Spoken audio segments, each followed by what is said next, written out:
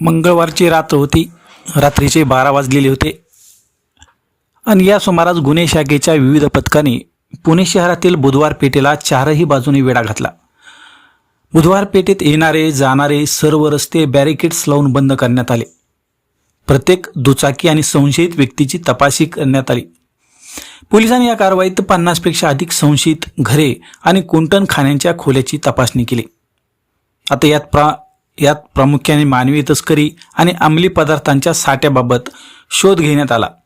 तसेच या परिसरात विनाकारण वावरणाऱ्या आणि संशयास्पद हालचाली करणाऱ्या तरुणांची देखील अंग झडती घेण्यात आली. आता ही मोहीम राबवण्याचं मुख्य 3 उद्दिष्ट होते. यामध्ये एक पहिलं उद्दिष्ट होते की ज्या अल्पवयीन मुली आहेत त्यांना जबरदस्तीने किंवा फसवणूक करून वेश्या व्यवसायात ढकलणाऱ्या दलालांचा शोध घेणं. त्यानंतर वस्तीमध्ये छुप्या पद्धतीने चालणाऱ्या अंमली पदार्थांच्या विक्रीला आळा घालणं. त्यानंतर बनावट कागदपत्रांच्या आधारे जे बेकायदेशीर परदेशी नागरिक म्हणजे मुख्यतः बांगलादेशी जे महिला वगैरे राहतात त्यांची ओळख पटवणे असे 3 यामध्ये मुख्य कारण होते. आता या प्रकरणी शुक्रवार पेठ पोलीस चौकीच्या आसपास असलेल्या संवेदनशील भागात महिला पोलिसांनी कुंटणखान्यातील महिलांशी संवाद साधला होता आणि त्यांच्याकडून सर्व माहिती गोळा केली होती. या मोहिमेत गुन्हे शाखेचे वरिष्ठ अधिकाऱ्यांसह स्थानिक पोलीस ठाण्याचे निरीक्षक आणि सुमारे जवळपास 150हून अधिक पोलीस कर्मचारी सहभागी झाले होते.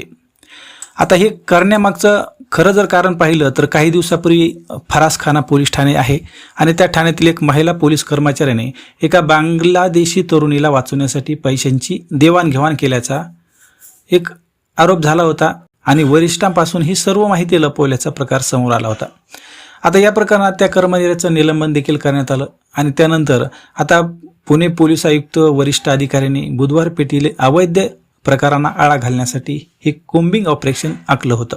आता हे मध्यरात्री पोलिसांनी एकच वेळी धडक कारवाई केली, त्यामुळे संपूर्ण परिसराची नाकाबंदी करण्यात आली होती. रात्री जवळपास 12 वाजता सुरू झालेलं हे कोम्बिंग ऑपरेशन पहाटे 3 वाजेपर्यंत सुरू होतं.